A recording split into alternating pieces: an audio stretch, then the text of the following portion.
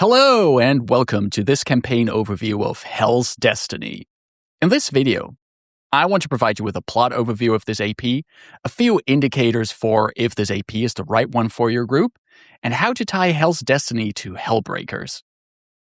This video is for all GMs who are considering running Hell's Destiny, but would like a little bit more information before actually committing to it. This video is not a review or a full scene-by-scene description of the entire AP. Needless to say, this video is filled to the brim with spoilers. If you are currently playing in a Hell's Destiny campaign or will be a player in one soon, stop this video now and go check out some other videos on my channel that are not related to any AP you are currently in. Without further ado, let's check out Hell's Destiny. Our adventure begins in Quarantine, a city that has recently been put under martial law by its Cheliaxian rulers. The PCs get involved with the growing rebellion and receive an invitation from Lynetta Seacarver to aid in freeing the librarian Zephyro Ballinger. He's the curator of the Quarantine Museum of History, which is currently being raided by Dotari forces. Unbeknownst to the heroes, other factions who work against Cheliax have also been alerted to this raid, and each contribute in their own impressive, yet chaotic way to stopping the Dotari from apprehending Zephyro and destroying important historical documents. After freeing Zephyro, the PCs make their way to Lynetta's safe house, where she suggests that the various groups who want to end Cheliaxian rule should work together. Many of these factions require more convincing, and the heroes have to perform various tasks for them to bring them into the fold. Once all factions are united, the PCs and Lynetta lead a charge into Quarantine's Navy Yard, where the mighty ship the Impervious lies in dry dock. Lynetta has been in touch with the pirate queen Tessa Fairwind, who is sailing her armada towards Quarantine to join the battle against Cheliax. Damaging the Impervious will significantly weaken Cheliax's fleet, and so the heroes take the lead in the Battle of the Dry Dock. While the Cheliaxian fleet is distracted by Fairwind's gambit, Lynetta initiates the next phase of her plan to free Quarantine. In Citadel Gerardesca, the Order of the Manacle has imprisoned many enemies of Cheliax, including individuals that are vital to the success of the rebellion. Joining forces with Hell Knights of the Order of the Chain, the heroes infiltrate the high-security prison and free the inmates. One prisoner they free is Zeramiel, prince of the aquatic elves from the Hellmouth Gulf. The Order of the Manacle imprisoned him here as collateral so his people would not rebel. The heroes free the royal, and together with the other prisoners flee from the Citadel and back to Quarantine. Tessa Fairwind's assault on Quarantine has developed into a stalemate, and it becomes clear to the rebellion that they can use all the help they can get in order to break Quarantine free from Cheliaxian dominion. Still grateful for the heroes saving him from Citadel Gerardesca, Zeramiel promises that if the PCs can escort him back to his people, they will join them in their efforts against Cheliax. Journeying across the ocean, the heroes and Zeramiel eventually reach the kingdom of the aquatic elves. Here they learn that the elves are at war with the Sedectes, who have received support from the Cyclops diabolist Urox. She plans to utilize ancient magic hidden in the city of Nerona to provide Cheliax with a strategic advantage, but did not account for the involvement of the heroes. The PCs fight their way through Nerona, face off against the diabolist, and win the support of the aquatic elves. However, documents on Urox reveal that Cheliax has plans to squash further rebellion in Kari, a Cheliaxian settlement on the opposite side of the Hesperith Strait from Quarantine. While Zeramiel prepares the aquatic elves for war, the heroes sail to Kari to stop Cheliax from retaking the city. Aiding the rebellion, the heroes learn that Cheliax has allied itself with the Brine Eye cult. The cult utilizes an artifact known as the Eye of the Slumberer, which can be used to control aquatic and amphibian creatures. The heroes know that if this cult joins the upcoming battle, the rebellion will be at a significant disadvantage. The PCs dive below the waves to fight the cult in their temple, reveal its Algothu master, and potentially take control of the Eye. With Kari liberated and the Brine Eye cult defeated, the final phase of Operation Broken Key can begin. The heroes return to Quarantine, join their allies, and take the city block by block. In the end, Quarantine is freed from Cheliax, forcing the Infernal Empire to lose even more ground in the Inner Sea region. While the heroes and their allies take some time celebrating their success, it is clear that the war against Cheliax is not yet over. More allies are needed to push against House Thrune, and the heroes know that the nation of Ravenel, which until a few years ago was part of Cheliax, might be interested to join the anti-Cheliaxian coalition. Shortly after arriving there and meeting Ravenel's leader Gilia Baenilus, the heroes thwart an assassination attempt on her during a banquet. The assassins seem to be from Pazak, a somewhat freewheeling Cheliaxian city. Gilia finds it peculiar that Cheliax would attempt such a blatant assassination attempt and asks the heroes to investigate what is happening in Pazak.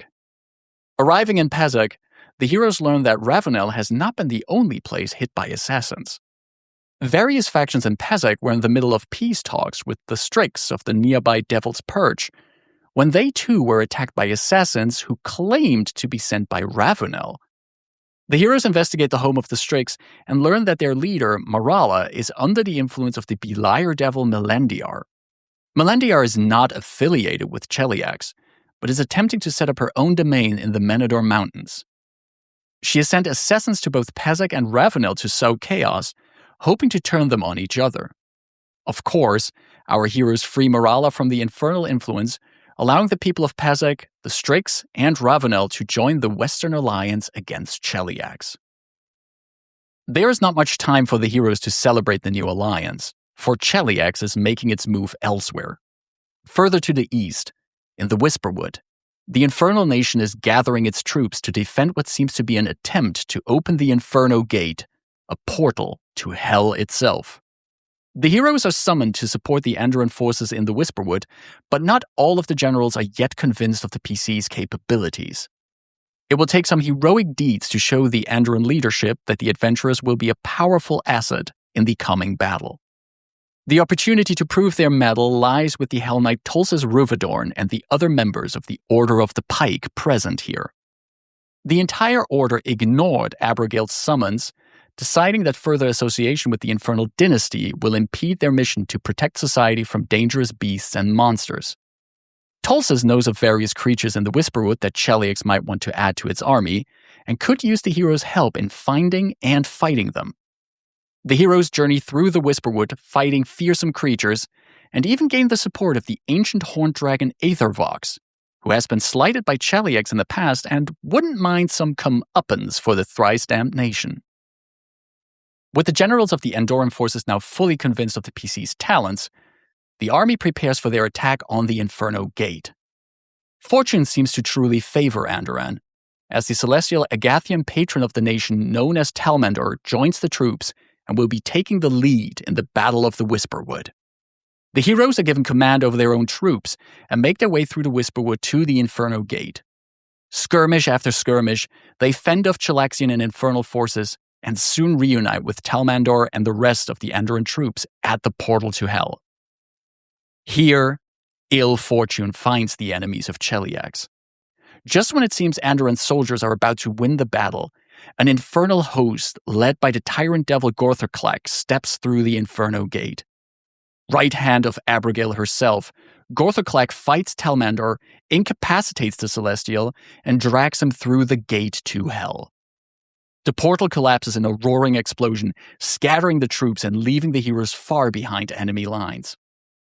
They might have struck a powerful blow against Cheliax, but seeing Andoran's divine patron defeated at the hands of a terrifying devil is a blow to the morale of all involved.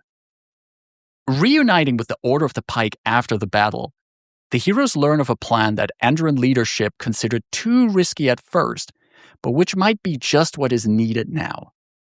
Known as Stone Seagull, this approach involved infiltrating cities, sowing disloyalty among its defenders, and creating a teleportation circle within a secure location. This circle could then be used by Andoran soldiers to sneak into the city to take them over from within. 3 cities are part of this plan. While the Order of the Pike will get to work in Remisiana, the heroes are asked to execute Stone Seagull in Hingi and Westcrown. In Hingi, the heroes gain support from the local populace by dealing with its corrupt mayor who has allowed crime to run rampant. The PCs reveal his dark secrets and establish a teleportation circle once the mayor is removed from power. In Westcrown, a series of fashion-focused disappearances catches the hero's attention. A secret cult of Eridan, based underneath a fancy boutique, is abducting people for some strange ritual. It turns out this cult has been deceived by a devil, and the heroes deal both with the Eridanites and the infernal imposter. Their intervention saves the life of a Wiskrani noble who was meant as another sacrifice, who in his gratitude allows the heroes to establish a teleportation circle in his estate. Stone Seagull is a success, and the PCs are ready to continue with the next phase of the plan. As they prepare for their three-pronged attack, an unexpected visitor approaches their camp. Kaltessa Eas, High Priestess of Mammon, brings crucial information. Abigail Thrune is working on a ritual that will allow her to renegotiate her family's contract with Asmodeus himself, providing her with more power and troops in exchange for turning all of Cheliax and its historical holdings into a new layer of hell. Talmander's essence is crucial to this rite, and Kaltessa warns that all of the hero's efforts will be in vain if Abigail succeeds. While Andoran forces and Hell Knights will execute Stone Seagull, the heroes travel to Egorion, the capital of Cheliax. Here, they infiltrate the Imperial Palace, learning more about the nature of the ritual and how they can stop it. Once they find out that they can disrupt this ritual by defeating Gorthoclek in his fortress deep in Hell, Hell comes to them. Abigail has completed the first phase of a ritual, and all of Egorion is slowly turned into an infernal hellscape. Fleeing the palace, the heroes know that they need a portal to Hell in order to fight Gorthoclek, free Talmandor, and stop Abigail from completing her bargain with Asmodeus. The city is now filled with devils, and the Midnight Temple, a place of worship that could provide the adventurers with the means to enter Hell, is guarded by the fanatic Aspexia Rugaton and her troops. However, contacts of the PCs know of divine constructs hidden beneath an estate within Egorion, and these celestial machines are just what our heroes need to break through these hellborn enemies. Unleashing the divine constructs, the PCs make it into the Midnight Temple, where they stop Aspexia. Here they also face off against the diabolical dragon Kondarlu, his blood and treasure hoard becoming the catalyst for a portal into Hell. Leaping through the gate, the heroes enter the final chapter of their war against Thrune and Hell itself. The adventurers traverse fiery hellscapes to reach the Iron Fortress. Supported by divine forces and none other than Dadian Ruel, the original Hell Knight, the adventurers breach through its defenses and fight their way into Gorthoclek's throne room. Here they face off against the tyrant devil and slay the creature. With Gorthoclek destroyed, Abigail's ritual is interrupted.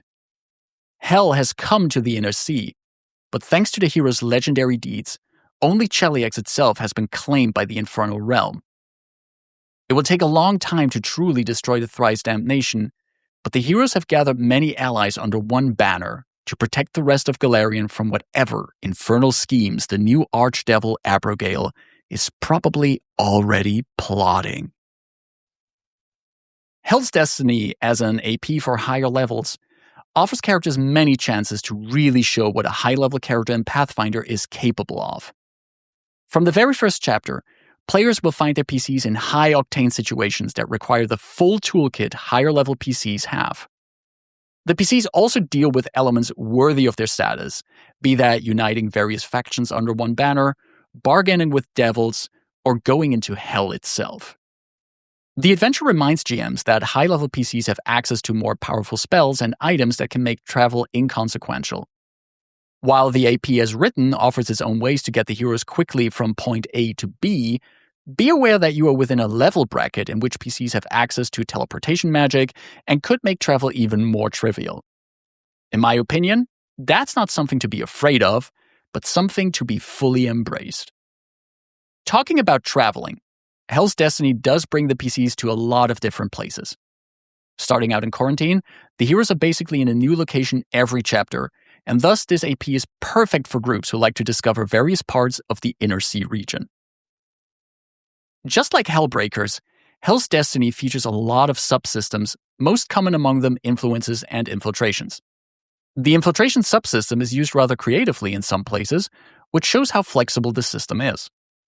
PCs with social skills will enjoy the influence encounters, so invite players to create characters who can show off their diplomatic skills. Hell's Destiny also puts the PCs into positions of military command, and as such, there are many, many skirmishes. Every chapter has at least one skirmish encounter, and you and your players should know and enjoy the rules for these. If you ran Hellbreakers before this, you have some experience with skirmishes at this point. Speaking of Hellbreakers, while it makes sense to follow up Hellbreakers with Hell's Destiny, the APs are not tightly linked to each other. However, there are ways to create ties between these two APs. Before you consider combining both APs into a single level 1 to level 20 campaign, consider how the scope shifts between the adventure path. In Hellbreakers, the PCs build up a rebellion to liberate the relatively small nation of Isgir. It is a story that focuses more on the people of one country, their troubled relationship with Cheliax, and what it means to fight for one's independence. In Hell's Destiny, the PCs become leaders of an alliance of various nations, putting them into positions of power that go far beyond the borders of a single country. Keep this in mind when you pitch it to your players, so you can make sure everyone is on board for a story that will grow larger in scope as you advance through it. The easiest way to get PCs from the revolutionary events in Isgir to Quarantine is for the Hellbreakers League to just send them there. Having succeeded in liberating Isgir, Alcio and Phoebe Demetrius asked the PCs to travel to Quarantine and help out the resistance. They could have received a request from Lynetta asking for experienced Hellbreakers to assist in Quarantine and with further operations against Cheliax. During Hellbreakers, you can also already show how not all Hell Knight orders support House Thrune. The Order of the Pike plays a big part in Hell's Destiny, and some members of that order already make an appearance in Hellbreakers. Hecatenia and Hesselbeth Remzane can inform the PCs about the Order's allegiances, and you could have them return in Hell's Destiny under Tolsis' command. The Order of the Chain also largely defied Thrune's summons. The Signifer Telzina could already make an appearance in Hellbreakers, as a Hell Knight who has joined the Hellbreakers. This would also allow you to already show the split between the Order of the Chain and the Order of the Manacle, foreshadowing the Manacle's appearance and role in Hell's Destiny. Mayor Felon also makes an appearance towards the end of Hell's Destiny as a contact for the PCs when they infiltrate Egorian. If you plan to follow up Hellbreakers with Hell's Destiny, you can give Mare a more prominent role within the Hellbreakers and allow her more interaction with the PCs. She could become the hero's main point of contact during Hellbreakers, allowing them to develop a relationship with her and making the reunion in Egorian more impactful. That's it for this campaign overview of Hell's Destiny. If you want to know more about Abigail Thrune and her Thrice-Damned House before running this AP, check out my video about her. A link to it should appear on screen right about now. Are you planning to run Hell's Destiny? Let me know in the comments below what you are most excited about. Are you already running this AP? Well, then also get into the comments and share your thoughts and experiences. If you enjoyed this video, don't forget to like, share, and subscribe to the channel. Thank you for watching. Stay safe, take care, and bye-bye.